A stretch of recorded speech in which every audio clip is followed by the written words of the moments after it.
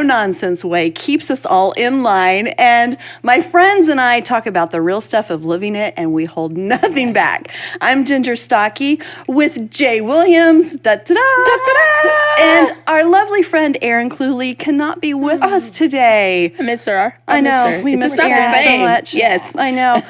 We are thrilled, however, to have another friend with us. This is Stacy Lindsay, and I'm going to introduce you to Stacy in the correct fashion that she deserves in just a minute. But what we do here is we talk about life, we talk about the Word of God. When we need a little extra help, we call up Joyce, and she is always there to help us. So consider yourself one of the girls now. Yes. And let's talk it out. Let's talk it out. Yeah. We're talking about pressure today. Whew.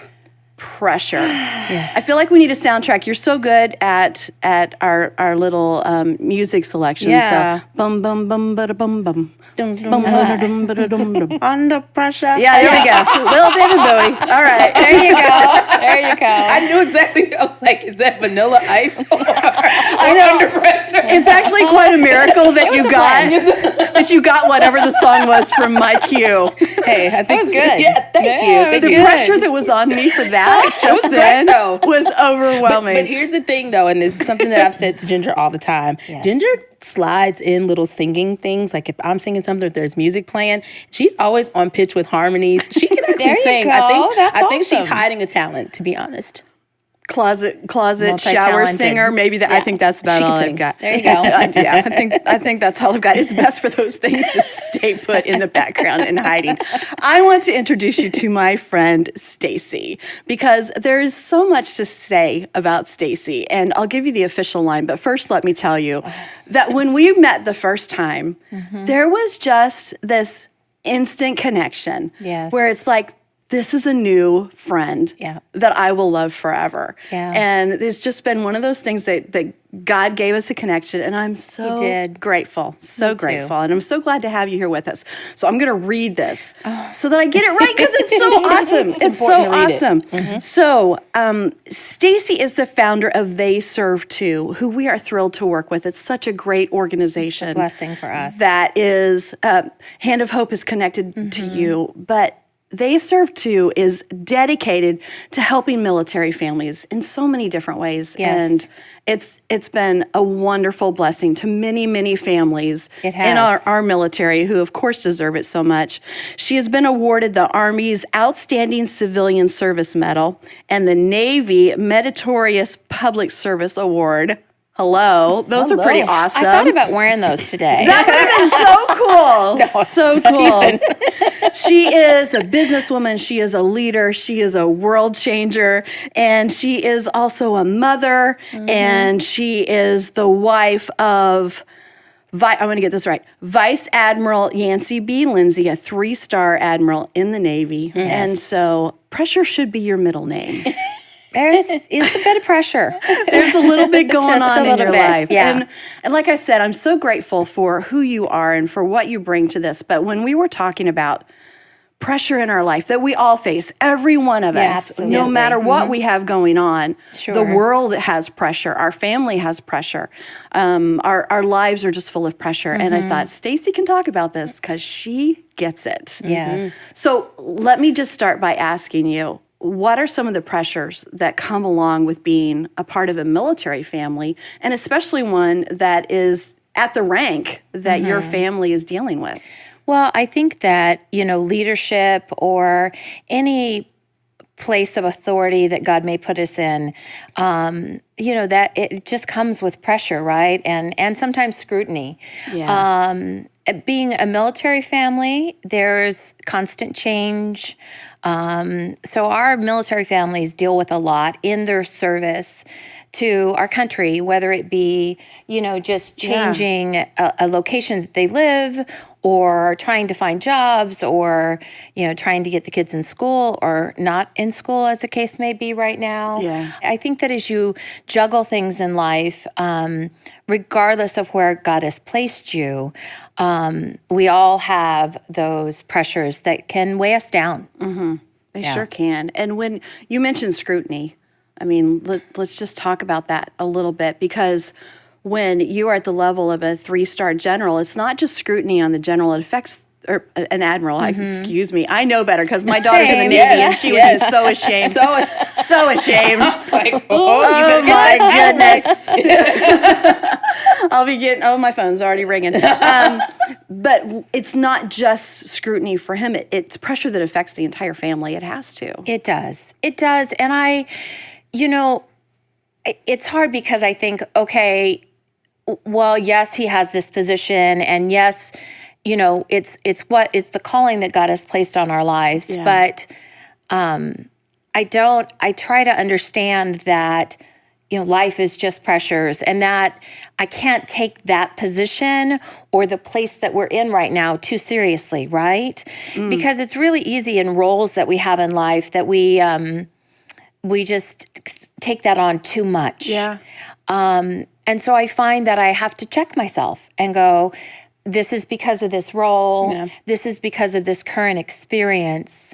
So don't take things too personally. Don't take it too personally. Don't get caught up in it. Yeah. Right? And sometimes don't take yourself so seriously. Absolutely. Yeah.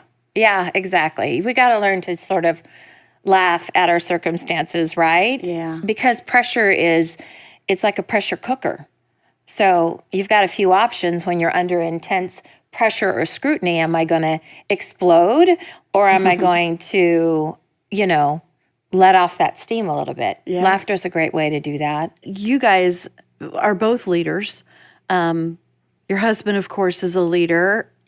What we do as leaders is quite often scrutinized and misunderstood, and there's a lot of pressure in that. And I know a lot of our friends who are listening have experienced that as well. And there's always that desire to want to be liked, to to want to be loved, to want to be understood. And so I know that you guys have had some of those hard things where you're not being received the way that is fair.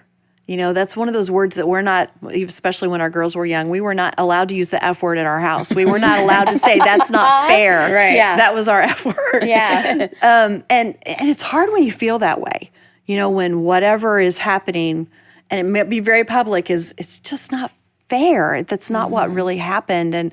And so those are the times that there's nothing we can do about it. We just have to give it to God and ask him to help us through it. I find that it's, we're just girls that want everybody to love us, right? Yeah. We want to be liked. I want everyone to think I'm fabulous, even on my bad days. And, I have to remember when I'm under scrutiny or pressure or misunderstood. That's a really hard one for me. I'm like, please, that's not my heart. Yeah. Don't misunderstand me. Yeah. But it happens. And it happens wherever you are in life. And I have to remind myself that I don't play to any other audience, that I have an audience of one. Yeah. And that's something that's so important to me, Yeah. It's just our human nature to get caught up in fairness or what's being thought about us or said about us or how we're being perceived.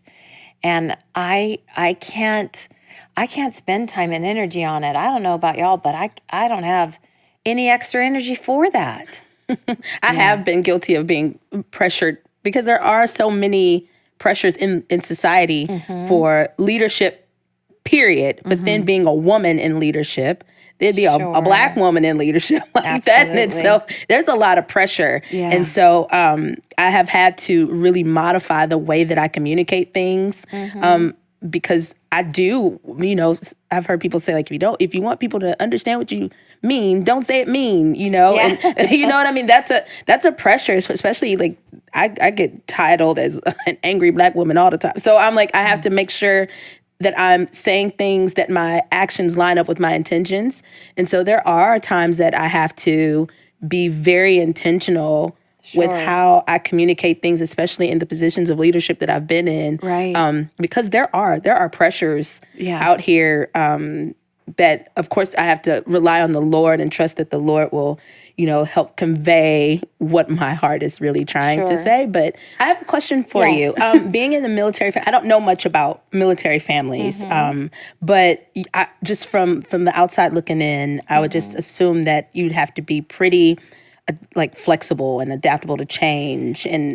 For me, I like knowing where I'm going to be the next year even. Like, I like that. But like, Exactly. how was that for you? And have you always been someone that's been pretty flexible? I wouldn't say I've been someone that's always been pretty flexible. I like order. I like to have things like planned out and sort of dialed in. I am spontaneous, so that has helped me in our military life. I sort of have used a term for years called Semper Gumby. So kind of always flexible, right? Okay. Because, and that's military, it's kind of a Semper Fi. And then Semper Gumby. our little Gumby. I think it's cute. I just want to get a little Gumby and put him in like a Marine uniform, But we have to be flexible. So early on in our journey, when I got frustrated, I've told family and tried to explain to them, someone that doesn't have this life, that I can't even buy theater tickets, I mean, we like theater. But I can't plan that way. And so I had to really surrender a big part of me wanting to have everything figured out.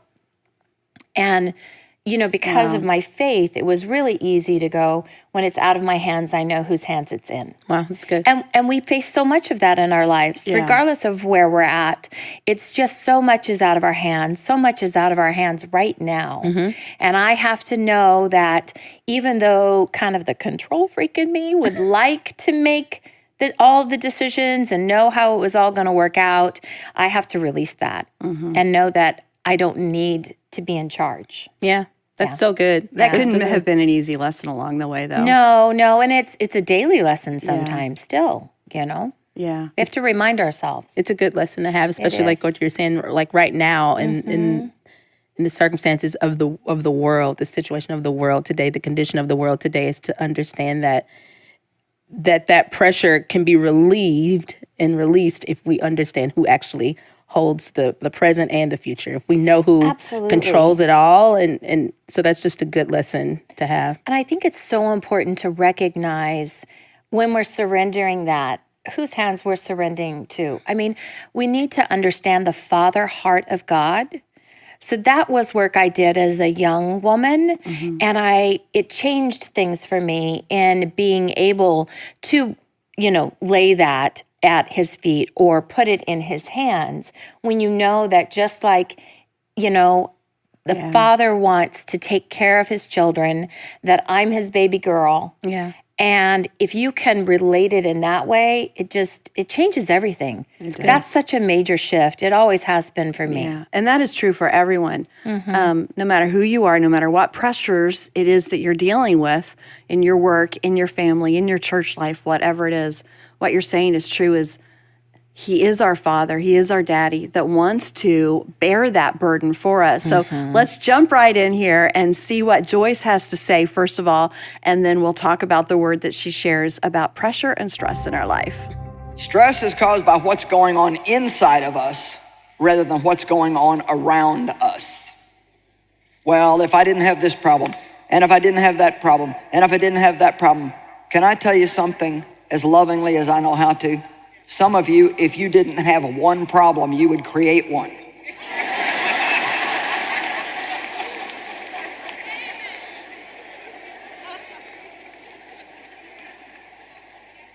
I mean, just saying, Now, there's some things that we have, and we need to face the fact that we have them and stop praying for things that we already have. So in John 14:27, Jesus said, "Peace I leave with you." He left it. It's here. "My own peace I now give and bequeath unto you." Jesus said this to his disciples pretty much as one of the last things that he said to them, and he was leaving them what he felt was some of the best things that he had to give them. He said, "I bequeath to you, or I will you, I leave you my peace. Not as the world gives do I give to you. Don't let your hearts be troubled, neither let them be afraid. Stop allowing yourselves to be agitated and disturbed, and do not permit yourselves to be fearful and intimidated and cowardly and unsettled. Now, I love this because Jesus is saying, here's my part and here's your part. I'm going to leave you my peace. When you're born again, the Prince of Peace comes to live on the inside of you. Everybody say, I have peace. But now he says, because you have that peace, when these stress factors come against you from the outside, you don't let yourself get upset. Well, I just can't help it. You know, that's a phraseology we need to get out of our language. Stop saying, I can't help it. Don't ever say again, I can't help it. Just say, with God on my side, I can do whatever he asks me to do. Because as long as we think we can't help it, we're going to stay in this weak-minded situation and just let everything in the world run roughshod all over us. I've learned to do something that I want to share with you. I have learned when I'm feeling myself starting to get upset. And how many of you know you can feel it coming? Dave loves to fix my hair. Now, he doesn't like to do my hair, but he likes to, and he's fixing this. Then he's over here, and especially before I do the conferences, and he's just being loving. He just wants me to look good up here. And he said, you don't realize when you turn sideways, if you got something sticking out here, it doesn't look good. So this morning we had a particularly bad hair day. And he has repaired my hair at least 4 times. Well, first of all, I don't like anybody with their hands in my hair, except the girl who does my hair. And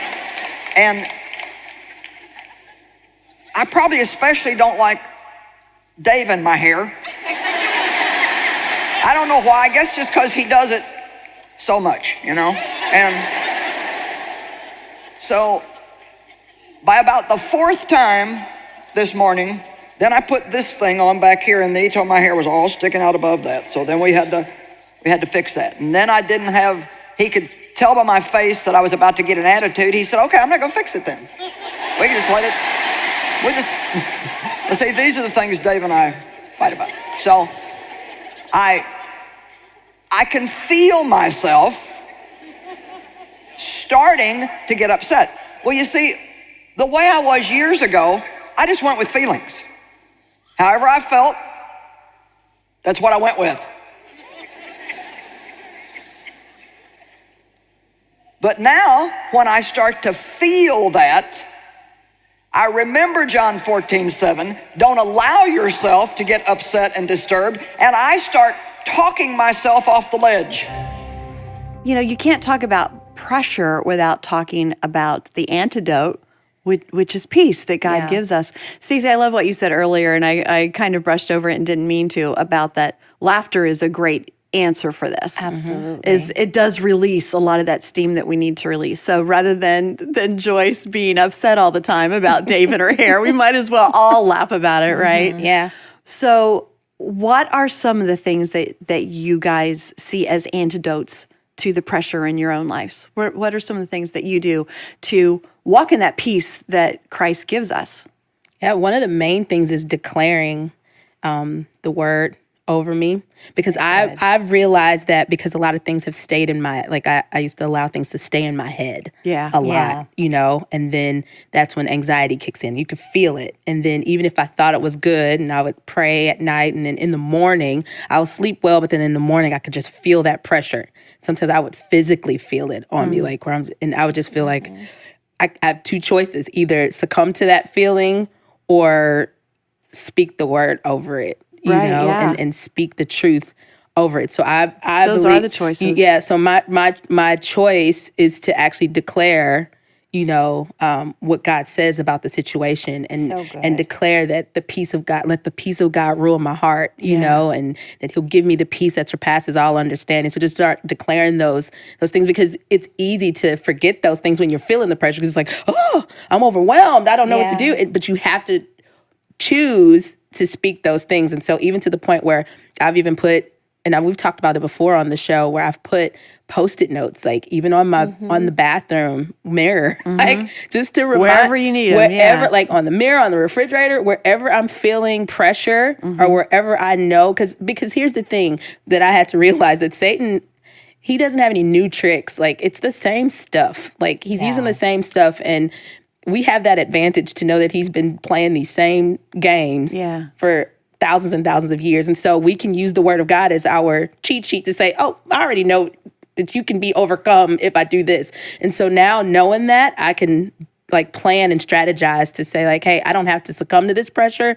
I can speak the word. I can speak the truth over myself. So that's how I do it. I mean, of course, laughter too, but speaking it and declaring it, like declaring the truth helps me. That's great. So good. Yeah. I love too that you put things up. I will do that from time to time. I remember going through a challenging point in my life, and just inspirational scriptures and things that were really speaking to what I needed right then.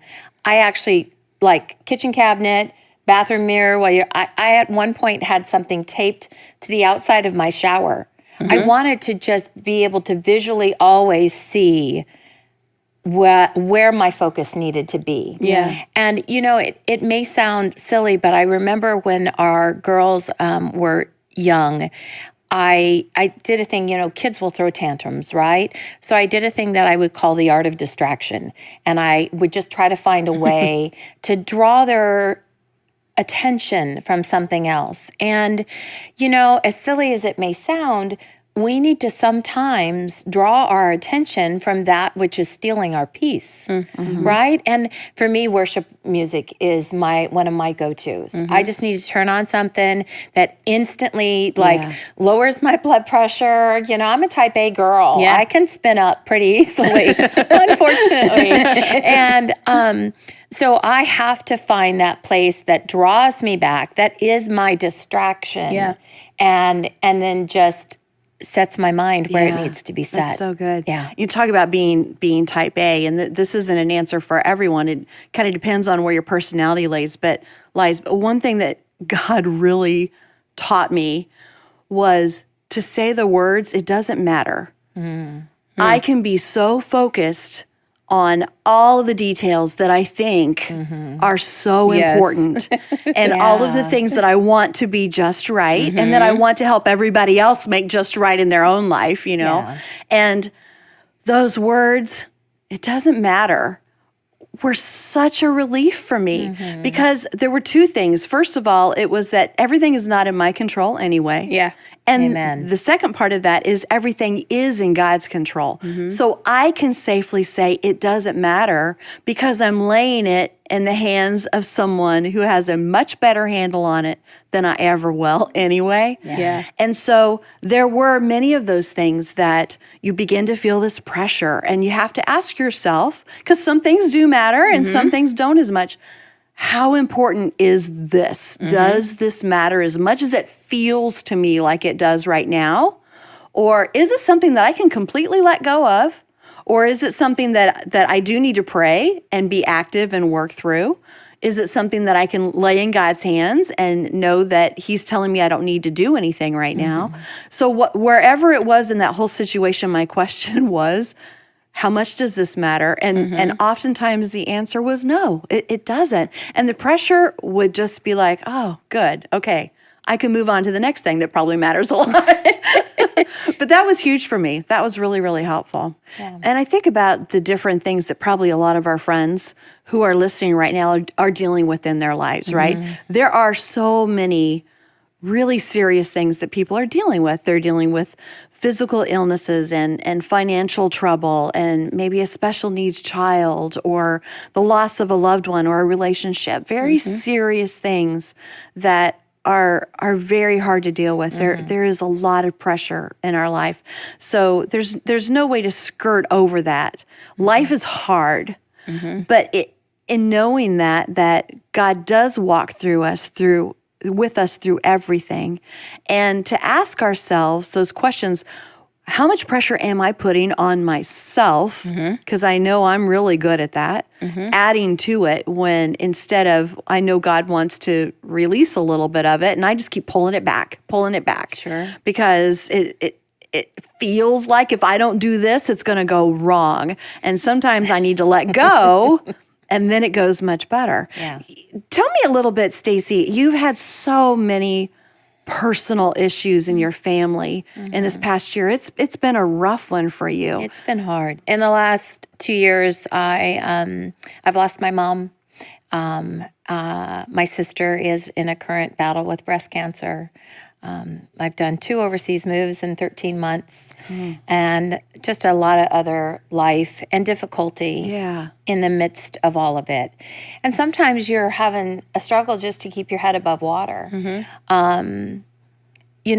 But it's where you choose to dwell, right? And I'm not saying that there hasn't been a lot of tears and a lot of really hard days and a lot of really being torn. I mean, that part of our military life is I don't always get to be where I want to be. That's really hard, when you want to be there for family or to take care of people. A lot of people can't be where they want to be right now because of what we're dealing with. And so there's a daily surrender there of pain, of disappointment. But, I still have someone to help me through it. And in those days that I'm struggling the most or feeling like I'm not doing enough, all you can really do is just surrender it in prayer. I mean, there's so much in our lives that we can't control. And I also have to remember that even with all that might be the burdens that I'm dealing with, there's still so many people that are dealing with even more. Right. Yeah. And so that helps put things in perspective. Yeah. It doesn't change our circumstances, but we have to realize that there's a lot of people hurting. And maybe I'll grow enough through what we're going through that I'll come out on the other side and have something that makes a difference for somebody else. We're supposed to grow, even when it's hard. So, yeah. I'm a practical person. What does that surrender look like for you? So, I'm like I said, a type A kind of girl. So sometimes that surrender is me throwing a little bit of fit first. Yeah. That makes me feel better. Me too. Never mind done. I mean, I'm on the road to surrender. I got that out of my system. So sometimes it's just going, God, this isn't fair. And I'm not happy. Yeah. Like, I'm not liking this. This isn't, but fair is relative, isn't it? Yeah. I think that we have to remember to get to that surrender that it gets back to it's all in His hands. And those days where I'm frustrated or hurt or angry or stressed and just feeling the weight and the pressure of it all, I have to go, you know what, Lord, it's not me, it's you. I don't have to carry this burden. Yeah. And I am your daughter. That daddy's girl thing is a big deal. And that's something that I find that I always want to encourage people to really grasp is who they are in Christ and what that father heart is like. And if we can relate that in that loving, always be there. Yeah. I read something recently when someone said, if your child woke up from a nightmare in the middle of the night and they started hollering and you were running from your room to theirs, the whole time you were running to the room, you'd be like, baby, I'm on my way. I've got it. I'm almost there. Yeah. That's what God does for us. Yeah. That's my Father. He's always running to me. Yeah. It doesn't matter if I've fallen down and skinned my knee or if I'm in the worst nightmare of my life. He's running for me. Yeah. That's So a beautiful way to look at it. Yeah. That's really good. I remember those nightmares for my kids in the middle of the night, and you just hear a scream. And as a parent, your heart, you are instantly awake, and your heart is just like this, and you are doing everything you can to get to that door to make sure everything's okay and do what you can. Yes. So I love that example of that's how God responds to us when we cry out to him. He has that same response to get to us. And if we feel that way as human parents, yeah, so much more. so much more. Yeah. That makes it, if you do that surrender over and over again, and you place yourself in that mindset, it's really easily automatic to go, okay, wait. For me to check myself and go, wait, I know better. I know how to respond. Yeah. Yeah. Because I know how he's responding. Yeah. Well, we do have some help for everyone who's listening. We love to give our friends some free resources that will just help you as you're studying these topics and really help us understand who God is and what the Word says about what we're studying. And so everything that we're listening to and talking about from Joyce is from what we are offering you for your free offer today. So don't forget that when we say a free offer, a free resource, we absolutely mean it. So go for it. Yeah, who doesn't, right? Yeah. This is called mental and emotional overload. Yeah. Who hasn't been there? Right. Mental and emotional overload. Yep.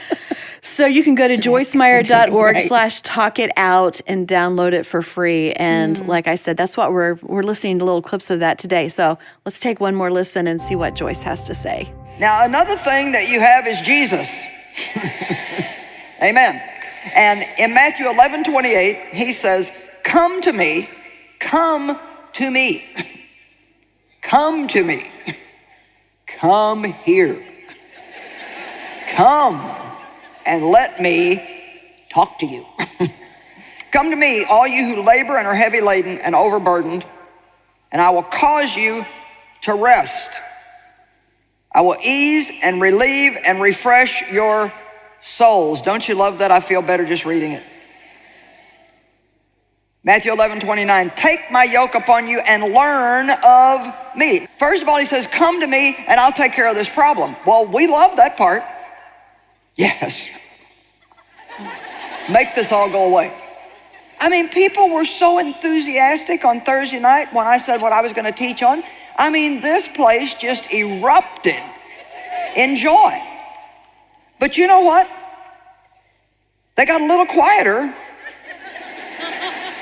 as the evening went on, and they found out that I didn't have a magic charm to make all the stress go away, that what was going to happen was they were going to come to Jesus and he was going to teach them something about why they were stressed out, and then he was going to help them make a change in their life.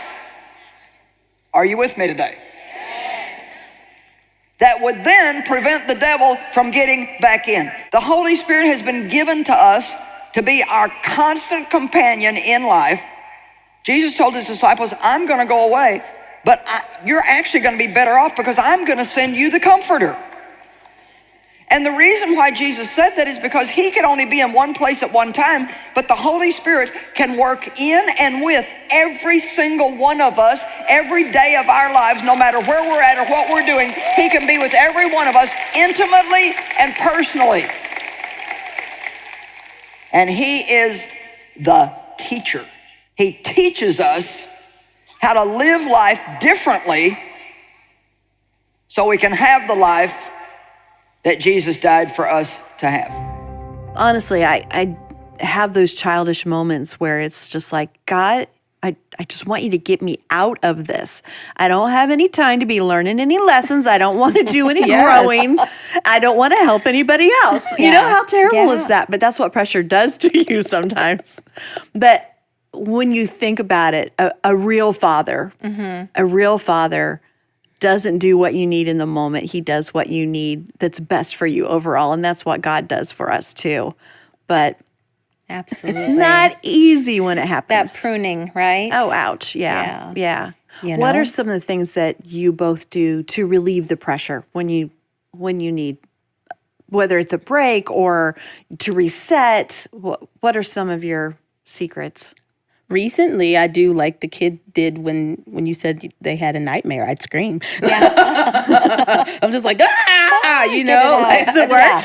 It does. Yeah. Like, I mean, I don't do it often, but I mean, this year I've had to relieve some pressure. And honestly, a funny story, I did something the other day, or last night actually, that caused me to have a migraine today. To relieve some pressure, I went to a kickboxing class. But I mean, I'm just trying, exercise does You needed help. to pound on some I needed things to, and get some exercise. Yes, I needed to, like, I'm using this season to really try to work on me physically. And so now that I've realized that there's nothing I can do about some of these situations, Right. but pause and learn from them, that I have to shift my attention and redirect that energy and redirect that focus on something that I can control. And that is watching what I eat, watching how much doing more activities, and so that's something that I do, and realizing that I can't allow the pressures of life, especially those things that we can't control. You can't control if you lose a loved one. You can't control if you get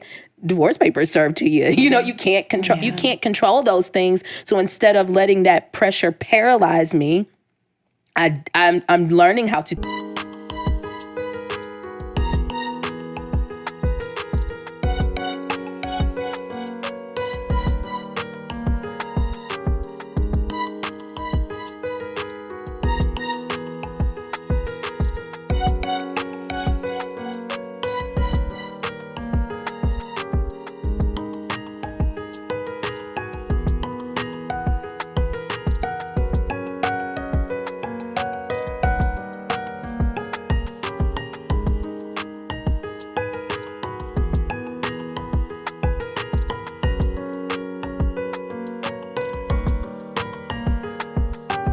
take action. Like Joyce said, come to the Lord and, learn from the Lord. But there are also times that you have to just take action in your physical life too, and just do something. So I've been moving more. But it caused me, I didn't drink enough water when I did the kickboxing, so it gave me a headache. But you're learning and growing. I'm learning and growing, and next time I'll be full of electrolytes. A migraine the day after. There you go. No, me too. That's really important for me, is the physical activity of releasing some of that pressure, and whether it's hiking or just getting a great walk in, because that's also wonderful time with God in prayer. Absolutely. And so you kind of get double duty that way. Yeah. I get that time in where physically I'm exerting some of that energy that I need to get rid of. It's good for me physically, and I'm just listening to the Father. I'm not talking the whole time. That is huge when it comes to the pressures in our life. Sometimes we try to deal with it by talking, whether it's to our friends, to even to God. We talk so much in prayer, which is a good thing. Please pray. But sometimes we have to be quiet enough to listen so that he can talk to us. So that walking time is really great for me for that. I think that's so important. I think that self-care and just finding those moments of those few things that will recenter you, right? For me, nature, totally. Even if I'm just going outside and, sitting in a chair outside in the sunshine for a few minutes. My dog helps me just take a couple deep breaths. I know when I need to take a break. I think we need practical ways, and we need to think about, okay, what is going to give me just that mental, emotional little bit of a break? Because if you can't remove yourself from a situation and you're carrying all this pressure, you lose perspective. True. And for me, especially just going outside and taking a deep breath, that's really very, it's a way for me to refocus where I need to be focused. Another thing that I like to do is I light a candle. And I also... little aromatherapy. Aromatherapy with some essential oils, there you go. But I also, because I'm a worship leader, so I sing all the time, and I listen to cadences, I listen to lyrics, and sometimes I can get in my head and cause pressure with that. So a lot, for me, sometimes it's lighting a candle and turning on some ambient music that doesn't have any lyrics. That's sometimes for me, because I'm pretty much allergic to outside and to dogs. So both of your things, could perhaps really hurt me. Added My pressure. tongue's hyperallergenic. I'm just saying. But I do enjoy just like lighting a candle and sometimes just turning on some instrumental music. I hear God a lot, really clearly when I do things like that, when it's not just, it's because sometimes I need to turn even the worship music off because that's someone else's writing to God. And sometimes I need to just talk to him myself and hear from him from what he's saying to me in that moment too. Great suggestions. Yeah. Really good. Well, Joyce has one more really good example for us in this next clip about someone in the Bible who kept his hope, which is really a key to defeating pressure, right? To have peace, we have to have hope, even in times of pressure. So let's see what she has to say. We are hedged in and pressed on every side,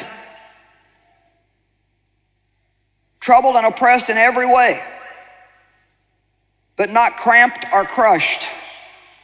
We suffer embarrassments and we're perplexed and unable to find a way out, but we are not driven to despair. So Paul had serious stressors in his life, and yet he said, we're still full of hope. When they were in jail at midnight, they were still singing. And it was such a witness to the jailer that he ended up getting saved. Do you know when you maintain peace and joy in the midst of really difficult situations in your life, it is a witness to other people. I think it's one of the greatest witnesses that we have to other people if we can remain stable in difficult times. The Message Bible of 1 Corinthians 10:13 says, no test or temptation that comes your way is beyond the course of what others have had to face. And all you need to remember is that God will never let you down. He'll never let you be pushed past your limit. He'll always be there to help you come through it.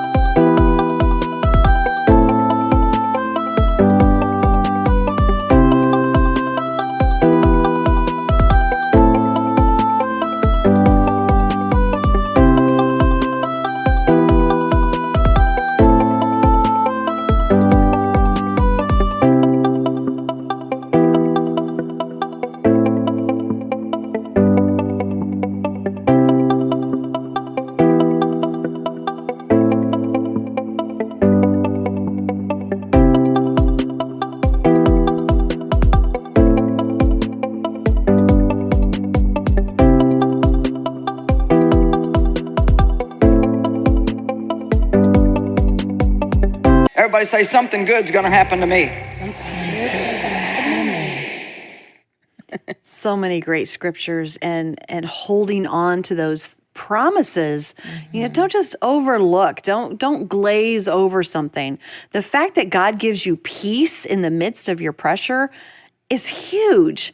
And we can say, you know, yeah, I've heard that all my life. Sure. It's totally different when you experience it. Psalm 118:5 says, out of my distress, I called on the Lord. It's that little child screaming out at night.